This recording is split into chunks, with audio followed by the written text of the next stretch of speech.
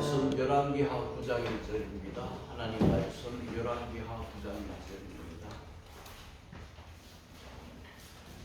열왕기하 9장 1절을 우리 같이 합독하십시다. 같이 봅니다. 시작. 선지자의 의사가 선지자의 제자 중 하나를 불러 이르되 너는 허리를 굽고 기름 일병을 삼해가지고 일라 나무서로 가라. 아멘. 우리가 세상을 살아갈 때 참 오해받는 일이 많습니다. 나는 그런 의도로 말을 한 적이 없는데 말이 이상하게 퍼져가지고 내가 이상한 사람이 되고 오해는 늘 있습니다. 그런데 가장 오해를 많이 받으신 분이 누구냐? 하나님. 하나님도 오해를 받았습니다. 기독교 이 역사에서 초대교회를 보면은요, 기독교인들을 식인종이라고 했어요. 안 믿는 사람들이 보니까 예수쟁이들이 모이면은 살을 먹고 피를 마신다. 자꾸 그런 소리 하고. 교인들이 모여서 성찬식을 하는데 안 믿는 사람은 모르니까. 아니, 기독교인들은 모이면은 살을 먹고 피를 먹는다. 그래서 초대교회에서는 기독교인을 식인종이라고 불렀어요. 그런 적이 있었습니다. 제가 이런 거를 보고 깜짝 놀랐습니다. 지금 하나님이 오해를 받는 가장 큰 이유는 불신자 때문이 아니라 목사 때문이다. 그 글을 보고 깜짝 놀랐어요. 여러분, 하나님을 가장 많이 말하는 사람이 누굽니까? 목사입니다. 교회에서 목사가 하나님을 설교하면서 하나님을 제일 엉터리로 말하고 제일 변질시키고 왜곡시키는 존재가 누구냐? 목사다. 참 이상하지 않습니까? 안 믿는 사람은요, 아예 하나님을 모르기 때문에 하나님을 말할 이유도 없고 말할 기회도 없어요. 목사는 주일 예배, 찬양 예배, 수요 예배, 새벽 기도, 성경을 가지고 설교하는데 성경을 제일 엉터리로 말하는 사람이 누구냐? 세상에는 목사다. 여러분이 평생 예수를 믿어보면, 저는 지금 창세기부터 열왕기하까지 지금 계속 지금 여기까지 왔어요. 몇 년이 걸렸는지 모르겠어요. 여러분이 평생 예수를 믿어도 열왕기 상하를 처음부터 끝까지 설교를 들을 이유가 없고 듣지도 못합니다. 보통 목사들이 설교하면 특정 부분, 특정 사건, 열왕기 상하에서 나아만 장군 이야기, 엘리야, 엘리사의 이야기 반복해서 여러분 평생 들어요. 그래서 성경 전체의 흐름을 모르기 때문에 하나님을 여러분 오해합니다. 누구 때문에? 목사 때문에. 그래서 목사 때문에 사람들이 하나님을 제일 오해합니다. 참 아이러니하죠. 여러분, 9장 설교 말씀, 9장을 이렇게 보면은요, 자칫하면은 하나님이 폭군처럼 오해하기 딱 쉽습니다. 성경에서 가장 살벌한 장이 어디냐? 저는 열왕기하 9장과 10장이라고 생각해요. 이제 우리가 살펴보겠지만은 이 두 장에서요, 어마어마한 살인 사건이 일어나고 있습니다. 누구 때문에? 예후라고 하는 사람 때문에 이 살인 사건이 일어나고 있습니다. 여러분, 9장 제목이 뭐라 되어 있습니까? 9장의 열왕기하 9장 제목에 예후가 이스라엘 왕이 되다 그랬어요. 왕은 혈통을 따라서 왕이 되는데 예후는 신하입니다. 지금 왕의 신하인데 신하가 왕이 되었어요. 열왕기상 16장에서 열왕기하 8장까지 이스라엘을 통치한 왕이 몇 사람이냐? 4사람이 통치하고, 이 4사람을 오므리 왕조라고 부릅니다. 자, 여러분 주보를 한번 보시면 주보에 제가 실어놨습니다. 오므리 왕조는 어떻게 되어 있느냐? 자, 오므리 왕조의 첫째는 누굽니까? 오므리가 있습니다. 몇 년 통치했어요? 12년을 통치했어요. 그 다음 오므리 아들이 나오는데 누굽니까? 아합 왕인데 22년을 통치했습니다. 그 다음 오므리 손자가 나오는데 누굽니까? 아하시아인데 2년을 통치했고, 여러분 기억하십니까? 아하시아가 난간에서 떨어져서 2년 통치하고 죽었습니다. 그리고 아하시아가 자식이 없었기 때문에 자기의 동생 여호람이 왕이 되어서 12년을 다스렸어요. 그러니까 오므리 왕조는 오므리 아들이 왕이 되고 두 손자가 이스라엘 왕을 이렇게 40년 넘게 다스렸습니다. 여기에 여호람이라고 하는 이름 옆에 갈로해서 뭐라고 되어 있습니까? 요람이라고 되어 있죠. 그래서 여호람, 요람 같은 이름으로 나오는데 구장은 요람으로 이제 나오고 있습니다. 그래서 오늘 저는 요람이라고 설교를 하겠습니다. 자, 오므리 왕조는 4명의 왕으로 이스라엘을 48년 통치하고 열왕기서의 약 3분의 1을 차지하는, 비중도 참 많은 그러한 왕조인 것입니다. 그런데 오므리 왕조의 마지막 여기 요람이 9장 14절의 제목을 보시면 어떻게 되어 있습니까? 이스라엘 왕 요람이 어떻게 되었어요? 살해되다. 그래서 이 요람이 오므리 왕조의 마지막이 됩니다. 우리가 전체적으로 지금 오므리 왕조를 보면은요, 특징이 있어요. 뭐냐? 이 4명의 왕이 하나님을요, 화나게 만들었어요. 그리고 이 4명을 보면은요, 아주 죄를 가볍게 여깁니다. 하나님을 대적한 오므리 왕조는 9장에서 요람이 죽으면서 끝이 나고 예후가 왕이 되면서 새 왕조가 일어났습니다.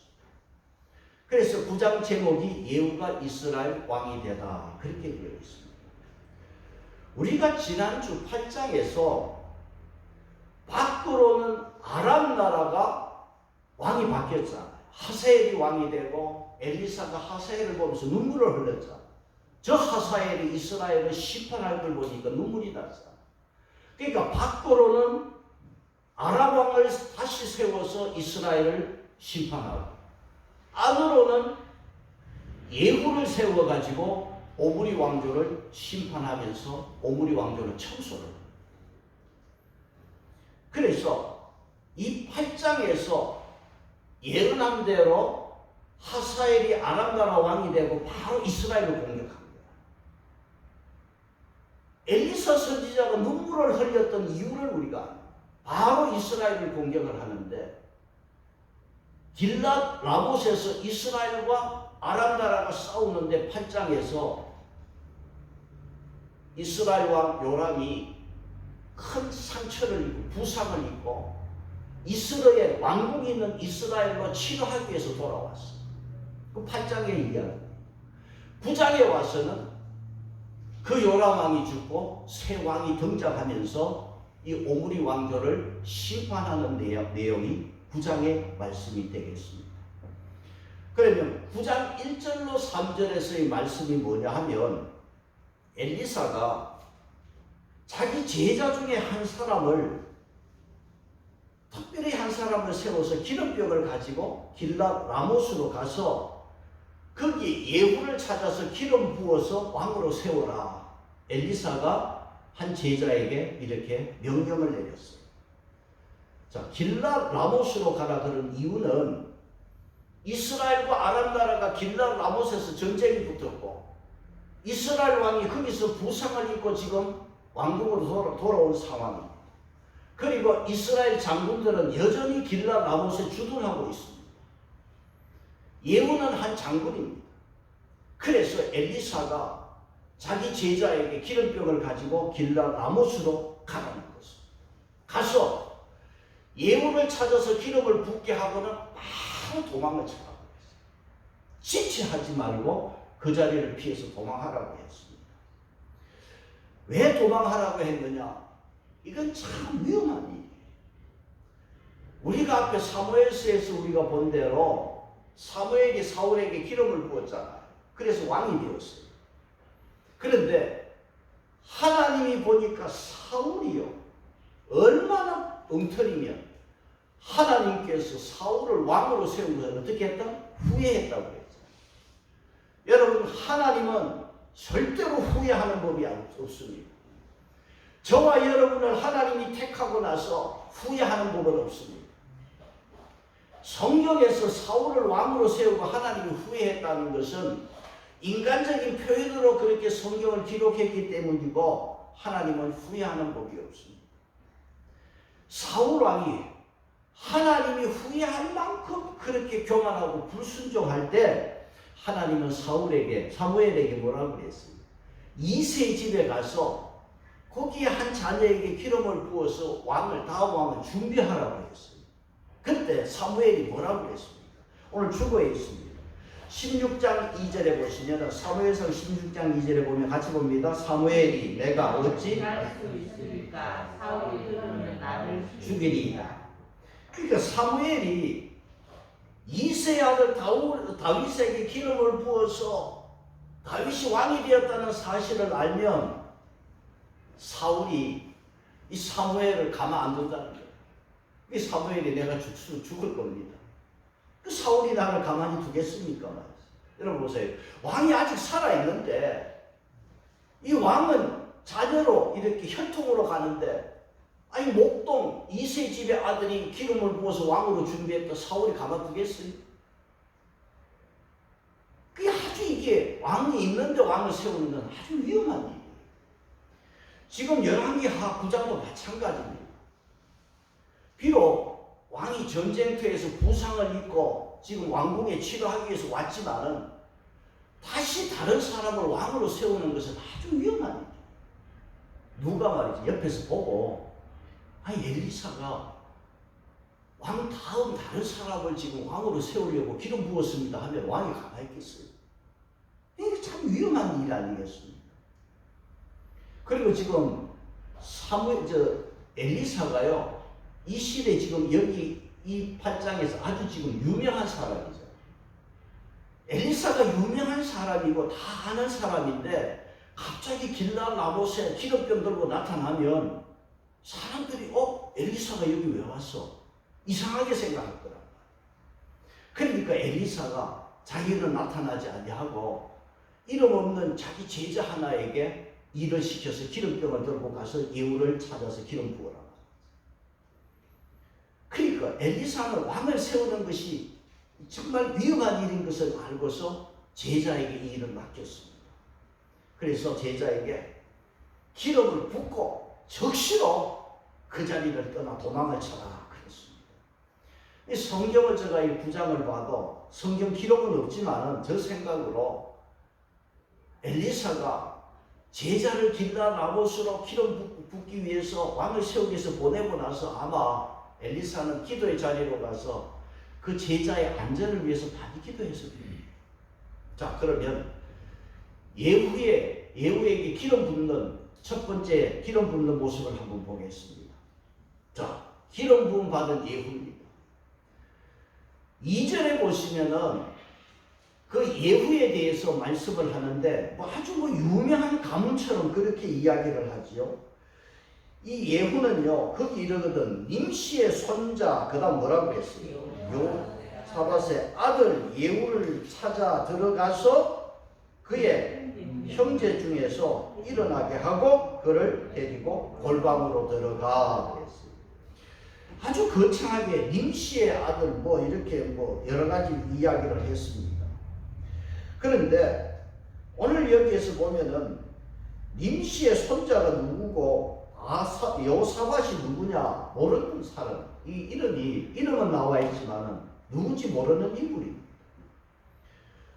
그리고 여기 예후가요, 장관들하고 같이 함께 앉아 있는데 엘리사의 명을 받아 찾아온 제자가요, 예후에게 장관이요, 내가 당신에게 할 말이 있습니다. 그렇게 이야기를 하니까 예후가 자기도 그 장관 중에 뛰어난 사람도 아니고 그 예후를 부르는데 누구를 찾습니까? 그랬거든요.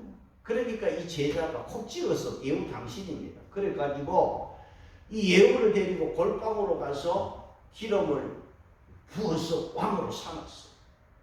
그리고 10절 하반절에 10절 끝에는 바로 이 제자는 도망을 쳤습니다. 그리고 11절에 보시면은 예후가요, 기름 부음을 받고 골방에서 나올 때 한 사람이 예후에게 캐물었어요. 뭐라 그랬냐면, 예후를 찾아온 사람이 보니까 휙 와갖고 휙 사라져 버렸거든요. 그러니까 뭐라고 그랬냐면, 그 미친놈 어디로 갔느냐, 그 미친놈이 왜 왔느냐 그랬어요. 여기 성경에는 미친 사람이라고 그랬어요. 갑자기 나타났다가 사라져 버렸으니까, 아니 그 미친 사람이 와서 무슨 말 한 거요? 예후에게 한 사람이 당신에게 한 말을 여기서 말하시오 그랬단 말이에요. 그러니까 예후가 뭐라고 그랬냐 하니까, 그 사람이 와서 나에게 기름을 부어서 이스라엘 왕이 되게 했습니다. 깜짝 놀란 이야기를 했습니다. 그러면 여기에 지금 예후와 함께 있던 장관들이 예후가 왕이라고 할 때 지지선언을 해줘야 왕이 됩니다. 네가 무슨 왕이냐? 그 장관들이 지지선언 하지 않으면 왕이 될 수가 없잖아. 그래서 여기 보면은 장관들이요, 지지선언을 합니다. 여러분 13절 한번 보세요. 13절 같이 볼까요? 13절 같이 보면 시작. 무리가 각각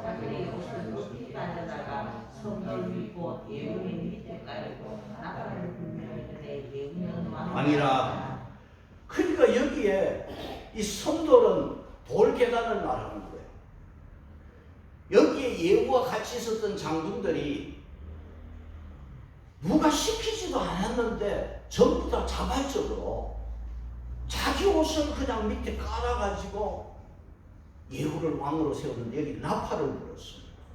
여러분 구약 성경에 나팔을 불 때가 언제입니까? 안식일에 나팔을 불어요. 안식일을 알리기 위해서. 또 전쟁이 시작이 되면 전쟁을 알리기 위해서 나팔을 불고 왕을 세울 때 나팔을 불어요. 그 지금 여기에 장군들이 모여서 예후를 왕으로 지지선언하면서 예후는 왕이다 나팔을 불었습니다. 왕으로 선언한 겁니다. 그래서 이 장관들이 이렇게 갑자기 예후에게 왕으로 지지선언을 한 걸 보면은 지금 여기 요람 왕이 민심을 잃었다고 봐야 돼요. 이 오므리 왕조가 백성들의 마음에서 다 벗어나 버렸어요. 그래서 예후가 이제 이스라엘 왕이 되었어요. 이스라엘 왕이 되었는데 두 번째로 왕이 되고 나서 예후를 보면 왕이 되고 나서 어떤 일을 했습니까? 9장 14절에 어떤 일을 했어요? 제목을 보시면 9장 14절 제목이 뭡니까? 이스라엘 왕 요람이 살해됐다. 요람을 죽였어요. 이스라엘 왕을 죽였어요. 9장 27절을 보시면 뭐라 되어 있습니까? 9장 27절 제목이 뭐라 되어 있습니까? 유다 왕 아시아가 살해됐다. 예후에게 살해됐어요. 그 다음 9장 30절에는 제목이 이세벨 왕후가 살해됐다. 이세벨이 두로에서 시집온 이세벨이 뭘 가져왔어요? 바알신을 가지고 와서 이스라엘에게 바알 종교를 전파한 여자 아닙니까? 왕후가 이런 여자예요. 10장 제목을 보시면 뭐라 되어 있습니까? 아합의 아들이 살해됐다.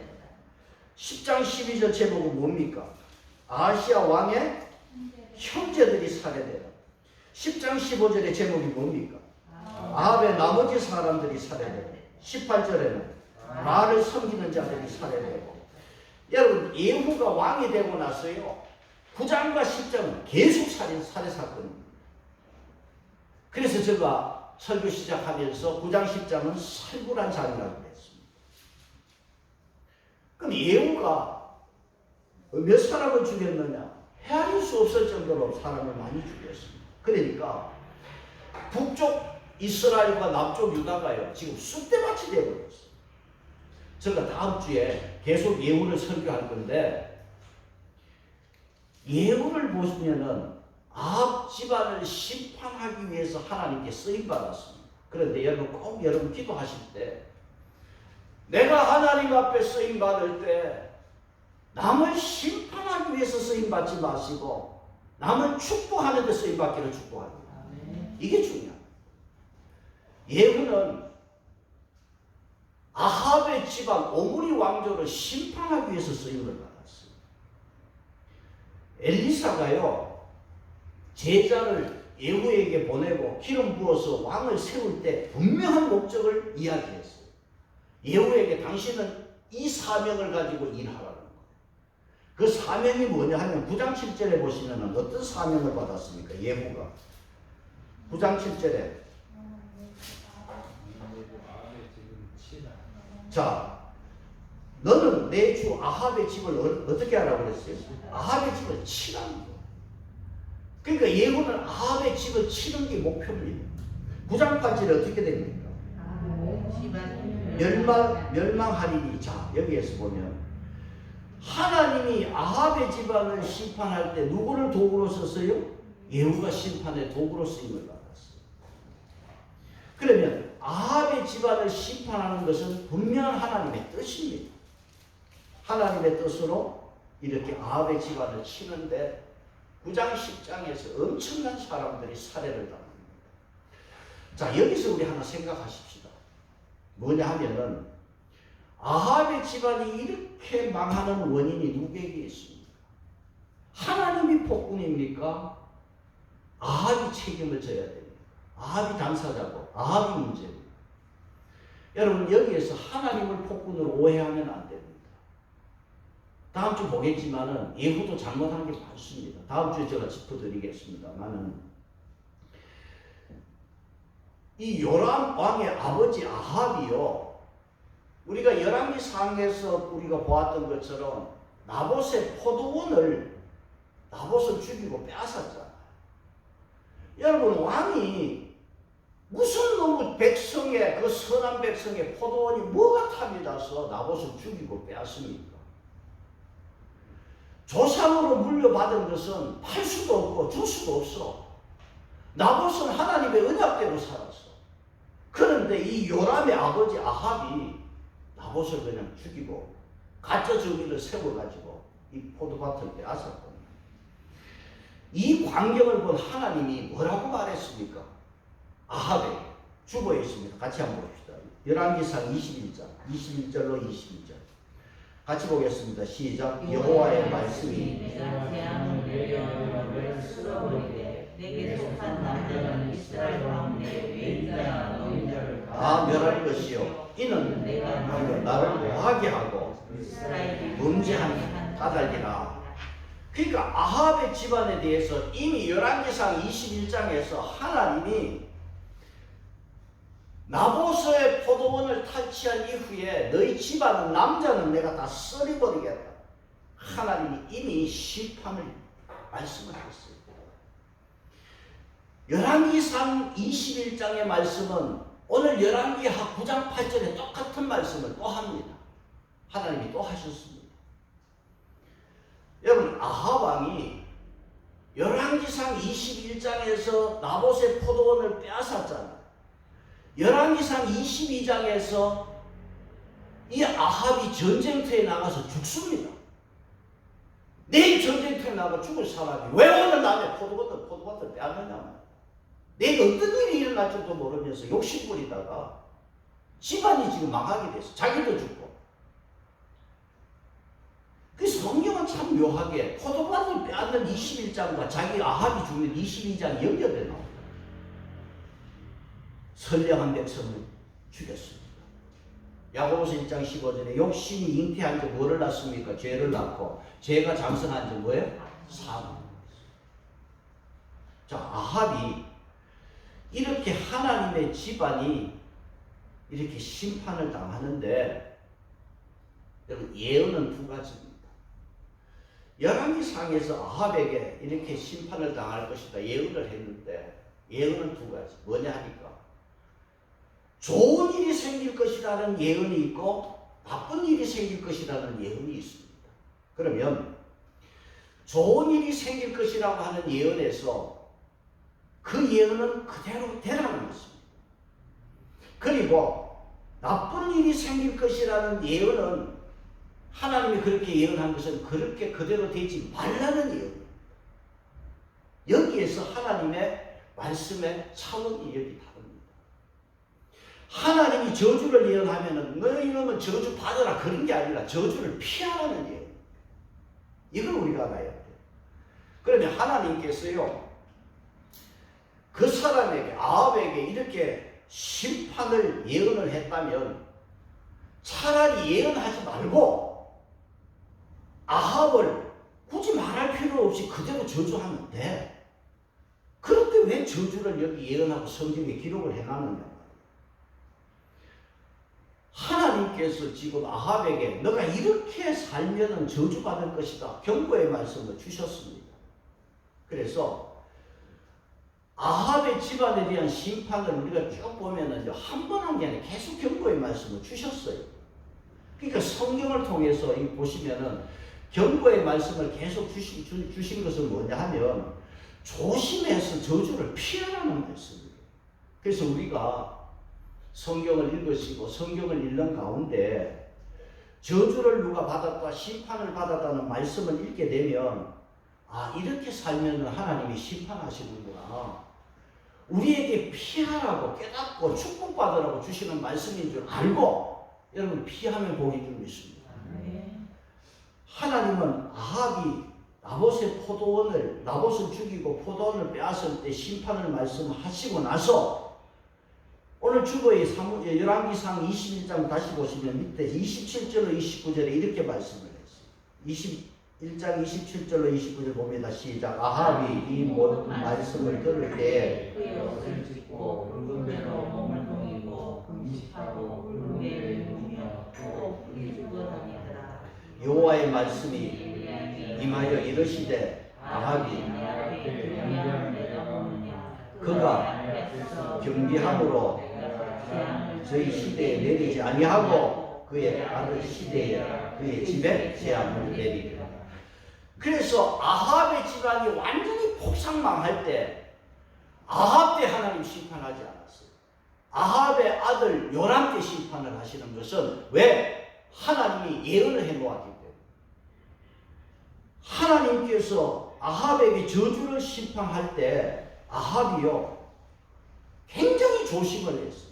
오늘 성경에 여러분 21장 27절로 뭐를 했습니까? 아합이 이게 베옷을 입고 풀이 죽어서 겸비해서 다녔잖아요. 겸비했다. 겸손하게 다녔어요. 그 하나님은요, 여러분 우리 하나님은 어떤 분이냐 하면 그 인간이 아무리 악해도 뭔가 겸손한 모습을 보면 하나님이 그렇게 좋아하시는 거예요. 그 인간이 그렇게 악해도 하나님 앞에 풀이 죽어서 겸손하게 다니면 하나님은 어쩔 줄 몰라 하시는 거예요. 그러니까 엘리사에게 엘리사야 저 아합을 보느냐 겸비한 모습을 보느냐 하나님이 당장 아합을 심판하고 싶지만은 하나님께서 그 아합의 겸비한 모습을 보고 그럼 내가 그 다음 때에 내가 심판하겠다. 심판을 미뤘고 이게 하나님. 그래서 아합 때에 받아야 될 심판을 아합 자손들에게 다음 대로 이 심판이 연기되었다는 거예요. 그러면 아합의 아들들은요 조심해요. 아버지 때의 심판이 우리 때의 심판이 미루어졌기 때문에 아들들은 우리 때에 하나님 심판할지 모른다. 자식들이요 겸비하면 그 심판이 또 미루어지고 그렇게 살아야 돼요. 그런데 그 자식들이 하나님을 두려워하지 않아. 그러니까 오므리 왕조의 손자 중에 아하시아가 난간에서 떨어 죽었잖아. 그래서 왕으로서 2년 있었잖아. 그러면 하나님이 뭔가 깨닫게 하시는구나 알아야지 자녀들이. 그 자식들이 깨닫지 못해. 그러니까 고스란히 아합의 아들 때 와서 9장 10장에서 살벌한 살인 사건이 일어나요. 대참극이 벌어졌어요. 그러니까 하나님 말씀대로 이루어진 것입니다. 여러분 하나님의 말씀은요 말씀 한대로 이루어지는 것입니다. 그래서 저와 여러분도 하나님의 말씀의 가치를 알고 정말 여러분 겸손하게 사는 여러분 되시기를 바랍니다. 그래서 여러분 절대 오해하면 안 돼요. 하나님은 폭군이 아니에요. 죄에서 떠나기를 원하고 교만에서 벗어나기를 원하시는 하나님이에요. 그 하나님을 오해합니다. 절대 하나님은 폭군이 아니고 아합의 집안이 자기들의 죄로 인해서 이렇게 심판을 받았습니다. 그 심판받는 가장 결정적인 말씀이 뭐냐? 주보에 있습니다. 열왕기상 21장 20절입니다. 결정적으로 이 아합의 집안이 심판받는 결정적인 이야기는 열왕기상 21장 20절 같이 봅니다. 네가 네 내 자신을 자신을 팔아 여호와 보시기에 악을 행하였으므로. 그래서 아합의 집안에 보면은 자기를 팔아 여호와 보시기에 악을 행한다. 자신을 팔아서 여호와 앞에서 악을 행하는 자, 이런 일이 없어야 되는데 이 자신이 죄에 팔려서 죄가 얼마나 무서운 줄도 모르고 그 아들들이 살아가다가 자기 아들 때 이렇게 심판을 받아서 모조리 진멸당했습니다. 그래서 여러분들 언제나 내 자신을 팔아 죄를 사먹지 마시기 바랍니다. 자신을 팔아서 여호와 보시기에 악을 행했습니다. 이게 아합의 오므리 왕조의 집안이고 하나님이 참다 못 참아서 48년을 기다리다가 9장 10장에서 이렇게 이 집안을 심판을 받습니다. 지금 이스라엘에는 왕이 둘입니다. 요람 왕이고 예후가 왕이 되었어요. 자, 요람 왕은요, 예후가 지금 왕이 된 줄도 몰라. 그런데 예후가요, 요람 왕을 찾아왔는데 직접 찾아왔는데 지금 예후가 왕 인수인계 하려고 찾아온 거 아닙니다. 자, 예후가 지금 요람을 찾아왔는데 요람 왕은 그것도 모르고 예후를 지금 나가서 맞이하는데 어디서 맞이하느냐? 희한하게도 이 두 사람이 어디서? 나봇의 포도원에서 만나. 나봇의 포도원에서 만나. 그러면서 열왕기하 9장 22절에서 예후는 요람 왕, 이스라엘 왕의 신하잖아. 신하니까 말을 못 참아. 9장 22절에 예후야! 그래. 예후가 지금 왕이 되어서 지금 현직 왕을 찾아왔어. 왕이 찾아오니까 지금 이스라엘 왕 요람이 예후야! 평안하냐? 그랬습니다. 9장 22절. 그러니까 뭐라 그랬어요? 네 어머니 이세벨이 음행과 순수가 이렇게 많은데 무슨 나라가 평안하겠느냐? 무슨 평안이 있겠느냐? 여기 이세벨의 음행은 계시록에도 나오잖아요. 이 음행은 다른 게 아니에요. 하나님을 버리고 이스라엘에게 바알 신을 국교로 만든 이 신앙적인 타락을 음행이라고 표현했어요. 이스라엘 나라가 이렇게 종교적으로 타락했는데 나라가 평안하겠느냐 말이에요. 그러니까 이 요람이 눈치챘어. 반역이다. 눈치채가지고 이 이스라엘 왕 요람이 그 부상을 입은 요람이 도망을 가는데 얼마나 가겠습니까?